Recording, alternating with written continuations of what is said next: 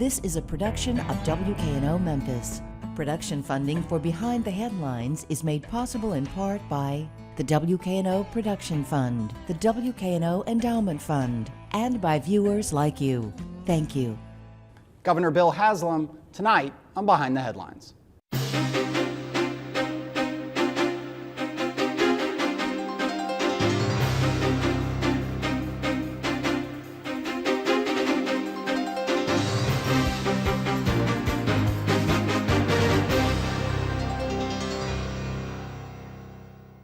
I'm Eric Barnes, publisher of the Memphis Daily News, and I am joined today by Governor Bill Haslam. Thank you for having us here in the Capitol, this beautiful room. We really appreciate it. We're glad to have you here. Look forward to talking. Absolutely. So let's start with the news of the week as far as Memphis. You were in Memphis this past week. Conduit Global, a big call center, moving in. They're hiring 300 people initially, maybe as many as 1,000. How did that deal come together? And then we can talk generally about economic development from there. Yeah, actually, I think they're going to hire 300 right at the chute, and I think they will get to 1,000 with the potential to get even more. In this case, the president of the company had been in Memphis prior to this, had a great experience. So when they started looking around, Memphis showed up on their radar quick. We were able to follow through on that, working with the local chamber and Memphis, City of Memphis and Shelby County, to put something together really in a couple of 3 months, which is unusual. Encouraging to me, when we were talking before the announcement, the president said, to be honest with you, it wasn't close. Memphis blew away the others, and we love it. We love it when that happens. So this wasn't one we had to fight for 2 years on and stiff arm out some other people. Right. He was really impressed with Memphis and its potential. You were in Memphis, I don't know, a couple weeks ago at the Electrolux, the more kind of grand, the ceremony opened, but they're starting to make things. I mean, that was another big win early, I think, in your administration, carried over a little bit maybe from the past administration. That's right. Mitsubishi. There's been a lot of development, a lot of economic development in Memphis. You know, people there really like that. But there's been a lot of talk about the incentives that go with that, the local pilot programs, maybe the state incentives that, why, you get critics who say, why do we need to do that? Why can't the businesses just come? These are big tax giveaways. What is your take on how the proper role for the state, but also for the city? And you were a mayor before this, in this game from that point of view. Sure. So a couple of comments.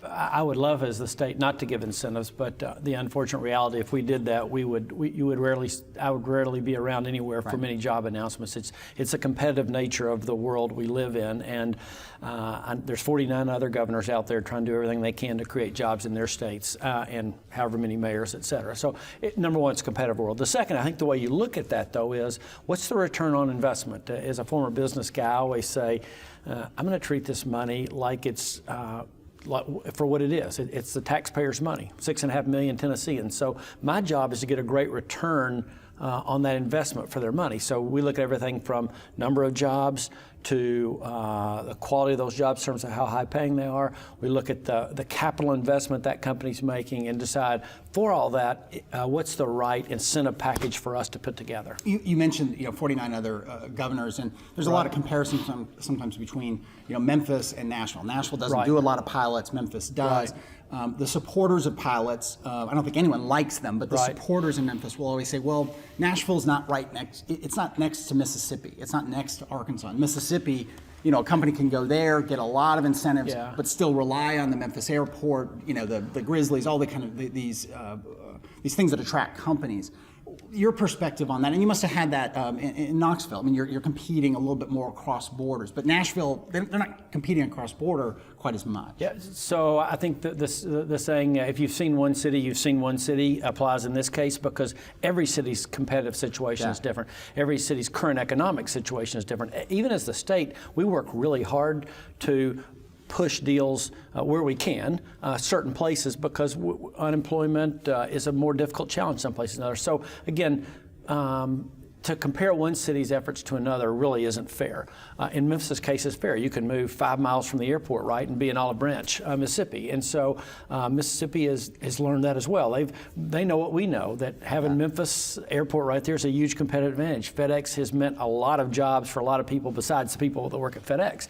So the folks in Mississippi aren't ignorant of that fact, and they've worked really hard to recruit people. Hey, just move 5 miles. In the old days, we would have said, well, it's not that big a deal. You know, their headquarters is there. Most of the people still live where they used to. But I think there are some ramifications on everything from the business taxes that those businesses pay, where that goes, to where the employment growth happens to occur. Yeah, we talk about pilots. You mentioned taxes and so on. In the spring, the controller, state controller, raised some red flags about the city of Memphis, its financial health. Much of it around some around the pilots and an over-reliance maybe, but really around pensions and underfunded pension plans. What is your take? Is Memphis on a kind of crash course to a really dangerous place in terms of its financial health? Well, let's start with this. Memphis is not alone in terms of governments that have pension plans that are underfunded. And there's just the state of Tennessee happens to be in pretty good position, but there's a lot of states that are in that very Illinois for one. Illinois for one they've got a major issue there. A lot of other states do as well, and cities all across the country do. So Memphis is not alone in the situation. And there's a tendency to say, well, how did current leadership get us in this position? Well, the reality is, the pension arrangements were set a long time ago, and they were funded at ways that cities can't sustain over a long period of time with the returns that can realistically be expected in the market off of that. But what cities and states have done, they've guaranteed pension payments to the employees. Well, most businesses everywhere else long ago quit having defined benefit plans and went to defined contribution plans. Right, where a certain amount goes in and it's really up to how it's invested. To the so it's a manageable, knowable, budgetable number for the state switched to that, right? A couple of years ago for state employees. Right, exactly. So how did that go over with employees? Well, I mean, I think obviously if you're an employee, you want to have give me a guaranteed number, particularly a high guaranteed number. I'd love to have that. But the reality is, and so there's a lot of sense of it's that's fair to the employee. But what you have to remember is, when those situations go in and and are addressed, there's a tendency, like I said, to blame the current political leadership. Why are you changing the deal? Well, maybe the people that should be blamed are the people that set up unsustainable plans to begin with, years ago. What is the state's, if, Memphis is Mayor Wharton come forward with a plan, the city council, I mean, there's that whole process. You were mayor, the complexities of that. But in a worst case scenario, is the state the backstop for an unfunded pension plan? Well, it's technically it's not, and I'll let the comptroller and folks who really are responsible for that speak to that. But technically, the state we're not obligated on the city's debt. Do you see any legislation coming through this session that would address this pension? And again, it's not just Memphis. I mean, the comptroller talked to a number about a number of municipalities. There's been some discussions about legislation around ARC payments and some other things. I honestly don't know if something will happen this session or not. I do think antennae are being raised. Not just here, but everywhere. And it starts with Detroit and so it's a systemic issue of where public pensions were set at an unsustainable level, and they're having to be addressed. It's a painful process. Like I said, if you're one of the people receiving those pensions, you're like, hey, this is that's why I went to work for the city or the state or whoever. And I gave 20 years, 30 years, 30 years of my life. We talked about Memphis and you being there. People say that in Memphis, that Governor Haslam, he's here a lot, and they seem to like that. I mean, you hear it from the business community, you hear it. Why? I mean, it just does seem like you've been in Memphis quite a bit. Why is that? Well, two or three things. I hope I'm out around the state everywhere a lot, because I think there's a tendency to if you're governor, to get stuck here in the Capitol and think that everything revolves around what happens here on Capitol Hill, and we all know that's not right. So number one, I hope it's my nature to be out around the state. Second, as I said back when I was running for office, Memphis is incredibly important to the state in terms of being the largest county, in terms of having so many large employers there, and having some more difficult situations. The poverty level in Memphis obviously is a big issue. We've been through a lot of school transition. You can go through a list of challenges. And for me, if you're going to be governor, you need to see Memphis as a real place of focus and opportunity. And actually, I don't use opportunity as a code word for challenge. I use opportunity as there's a lot of good things happening in Memphis right now. Now, when I say that you've been in your Memphis, I guarantee you a couple hundred people watching the show just said, well, his wife's from Memphis. That's right. Well, people say that straight faced to me, that, it's because his wife's from Memphis. Yeah. Well, does that play into it in any way, even a silly way? I get a lot more points with my mother-in-law when I come. No, but seriously, it actually does. I mean, I think when I was running for governor, a lot of people were saying, okay, you're a guy from East Tennessee, you're the mayor of Knoxville, why are you going to care about Memphis? And then somebody said, well, his wife's from there. But the reality is, I mean, I actually really love Memphis. I mean, number one, I have a lot of connections there because Chrissy's from there. But even beyond that, you can't help. Here's what really impresses me about Memphis: the number of people in a lot of age groups, particularly younger people in their 20s and 30s, who are really committed to Memphis. You don't see that a lot of other places. I was with a group of business leaders the other day who were sitting around talking not about their own business, but about how can we help Memphis be a better place. And I was with a group of, I have some nieces and nephews who live there who are in their late 20s, early 30s, and their group is all saying, this is where we want to be long term. Well, that's actually encouraging to somebody like me who's saying Memphis is critical to the state. We want to have people who are committed and bought in, and I think you have that. I guess the other thing is you've got, you may not comment on this, but back in the day, Bredesen and so on, they were dealing with Harrington, and Harrington, most people in Memphis would say in those last terms, difficult and disinterested. Yeah. Not everyone would, but that's you deal with Mayor Wharton and Mayor Luttrell. What is your relationship with those two mayors? Let me just say, I hope that people in Memphis, Shelby County, no matter what they think about the two mayors, hope they appreciate how hard the two of them work together. It's unusual. I mean, like it's a sea change, really. It really is. And they both, here's what I appreciate about both mayors. And again, you might not agree with everything they've done, but I honestly think both of them are committed to good government and to working together. And that is rare. Yeah. And for me, as the governor, I really appreciate that. And by the way, I also think it really helps Memphis and Shelby County. Forever, I think people could say, well, I'm hearing this from the city and this from the county. Right, when they get their act together, come on back to Nashville. That's what Bredesen, I mean, would say that. Is that, I'm trying to help with some sort of deal, but I don't know who to talk to, so you guys call me when you're ready. And so here, now, I mean, this is the difference now is I'm in a meeting with them or on a joint phone call with with both of them on a regular basis. Right. And so that just makes when there's a big issue that comes up and we're trying to decide what are we going to do, we literally, the three of us get on the phone together. Well, that makes my job a whole lot easier. Right. You talk about, we've touched on education. Let's talk about that. I mean, it's been a centerpiece of your administration, education reform. And it's been, in Memphis, we've had this consolidation and now it's sort of a deconsolidation. And it is an interesting thing. We've had Chris Barbick on the show. We've had Dorsey Hobson, the local. I mean, there's so much going on in Memphis in education. A lot of people blame it or thank consolidation for that, but a lot of it was separate. So let's touch on some of the things. Changes in teacher tenure, I think on some level, were one of the most fundamental changes over the long term. Why change the tenure system for teachers? And that came from the state. Yeah, well, before, here's what happened in teaching. After 3 years, the principal had to make a decision. Am I going to keep that teacher beyond 3 years? And once they did, they had tenure for life. Right. That's a pretty big job decision to make after just 3 years. And so we've changed that to where you have 5 years and the principal has more time to make that decision. In the past, the people who made it to 3 years teaching, about 90-something% actually were 95% were granted tenure. Well, there's a role for tenure in the right way, but to have something where 95 or 97% of the people get a job for life after 3 years doesn't feel like the right framework. I think bigger than the tenure change, because I think we're just starting to see some of that, is the new evaluation process that was put in 2 or 3 years ago. Prior to this, most teachers, particularly if you were tenured, you just got evaluated, once every 3 to 5 years, I think. Okay. I don't care who you are. That's not a recipe for a great job performance. All of us need feedback, and I think the new evaluation system put into place, while it's new and it involves a lot of change, and there's some pain in that, and there's some adjustments to get it right. I think the new evaluation process really is what's driven better performance. In Memphis, one of the huge changes has been charter schools, and there are multi-levels to it. There are the independent charter schools, and there are the charter schools within the ASD, the underperforming schools, and I mentioned Chris Barbick. Charter schools, I mean, you'd like to see more charter schools statewide? Well, Memphis I think charter schools can play a real role, and charter schools are just like everything else.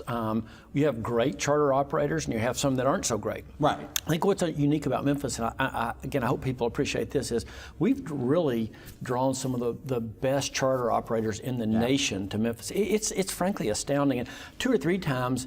We talked about competing for businesses earlier. There'd be a great charter operator, and they're trying to decide, okay, we're in California, we're trying to decide, are we going to go to Memphis or New Orleans? And we're out there competing for them like we would for a business because they have such a great track record. And the fact that we've attracted so many of the great operators to Memphis, I think speaks volumes. It's interesting. I was in Memphis at Hanley Elementary a week or two ago. Great visit right there in Orange Mound.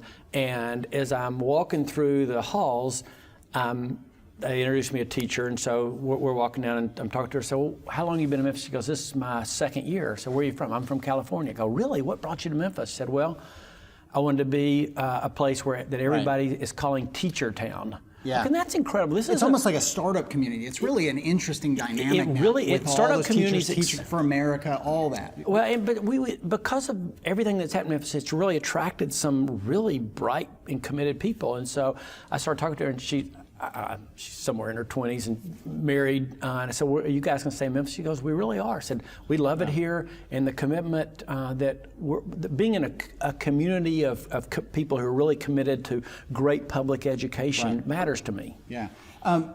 We talked about the ASD, which again, the underachieving schools, some of which are going into a charter model, some aren't.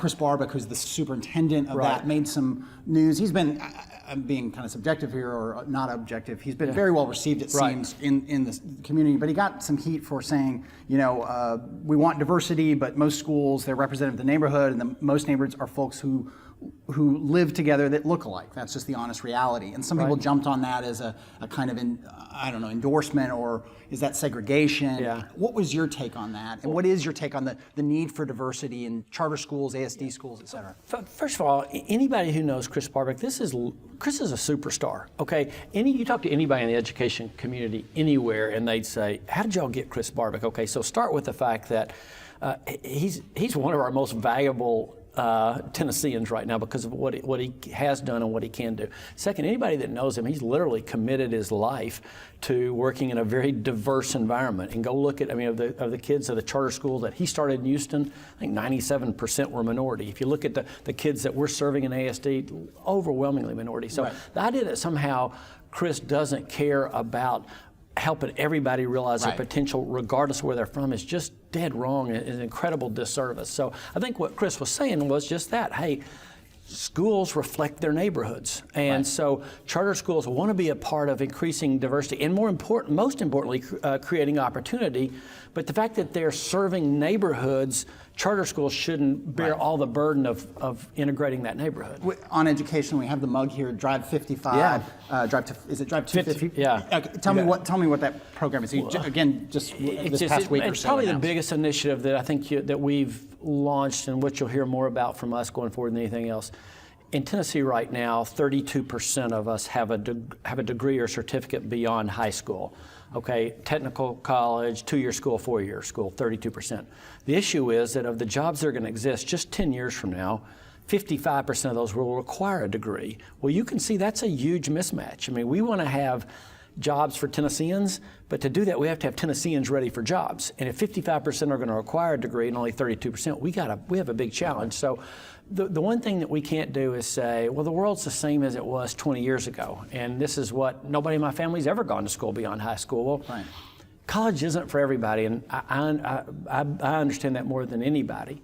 But it has to be for a lot more Tennesseans if we're going to be ready for the jobs that are coming. And does that include, community colleges? And because you get a lot of people in the business community, particularly, who'll say, "Look, I need trained professionals. I need carpenters. I need plumbers. I need people who are trained." Electrolux, Mitsubishi have kind of run into some trouble hiring in Memphis because it's not the menial labor of old. You really have to have some technical skills. Nucor Steel in Memphis too. Very high-paying jobs that are very technically challenging. Well, we've been very specific in this, that when we're talking about 55% Tennesseans having some sort of post-high school credential, it is not just 4-year schools, but community colleges and our technology colleges. You brought up a great point. One of the things the other thing we're doing with education is we're trying to allocate our assets the right way. In business, the key thing a CEO does, the key things are hire great people and allocate assets to say, here's what our customers need. We're going to invest that way. We haven't done a good job of that in higher ed. The market's being real clear about what they need, to your point. We need more engineers. We need more nurses. We need more welders. We need more truck drivers. It's very specific. And so what we have to do is make certain that we're producing more of those. Now, we're not going to be China and tell people what they have to major in, but we should say, here's where the opportunities are, and we're going to make certain that if the market needs more welders, that we're at least providing enough classes to produce the welders that the market needs.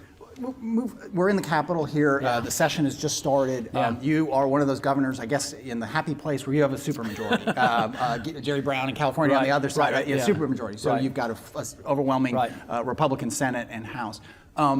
I suppose you would like it that way, but not all. It's a big tent. Not all Republicans are necessarily the same. You've got, from Fred Smith, big-time Republican head of FedEx, to a Tea Party Republican in East Tennessee. How do you manage that? How do you, you've got strong-willed speakers and you've got strong-willed lieutenant governor. How do you manage all that? Well, one thing that people need to remember is if you're elected, you're elected for your own reason, whether you're a state rep, a senator, a Republican, Democrat. We have 132 people that ran for office and were elected with their own objectives and agenda. And so you need to understand, people tend to think, well, this is what the House Republicans are doing or the Senate Democrats. But the truth is you have 132 people all with a little different mindset. Now, it does help. I mean, if you ask me, would I rather have a Republican majority or not, I'll take the majority. I mean, but we've passed a lot of big legislation that it's helped to, start with a certain number of people on your side. But fundamentally, I think people are always shocked when, so-and-so didn't vote the same way that he did. Yeah. But again, remember, people are here for a variety of different reasons. You come, you talk about business. We spent a lot of time here talking about business. You come out of the business community, but you've got a lot of certain, I'll call them Tea Party Republicans who are, if not anti-business, they're certainly anti-corporate. They actually are very resistant. I mean, almost more like the far left wing in the sense of their sort of populist. We don't want all these incentives. We don't want government, working so closely hand in hand with government. What is your response to them in terms of dealing with business, recruiting business, and being involved in that when they want government to get out of everything? Well, I think you have to realize, like I said, I'd love it back to incentives if we didn't give any, but unfortunately it's a very competitive world. I think the other thing that people tend to miss is, as a conservative, here's what one of the fundamental truths you should believe is this, is that government doesn't create jobs. Jobs get created when businesses invest capital. And our job is to get businesses to invest capital in Tennessee, because that's what's going to create jobs, not when the government has another program. And so what we want to do is encourage that investment, because that does two or three things. It provides jobs, but the other thing that's maybe underappreciated is those businesses pay taxes. Yeah. And without that, then keeping taxes low like we do in Tennessee would be impossible. One thing that Republicans, I think, of all stripes seem to agree on is that they don't like President Obama. You, as a governor, you must work with the Obama administration and President Obama. And he's been pushing education reform quite a bit for a Democrat. I mean, traditionally, name some of the things. Maybe it is education reform where you've been able to work with Obama and the Obama administration in a positive way for Tennessee. And education would be where I'd start. I mean, I have some fundamental disagreements with the president. I want to be really quick to say that. I mean, I think they totally botched the Affordable Care Act and took a big opportunity and wasted it. But on education, they've been pushing a lot of the same things. They've been saying we need to raise standards.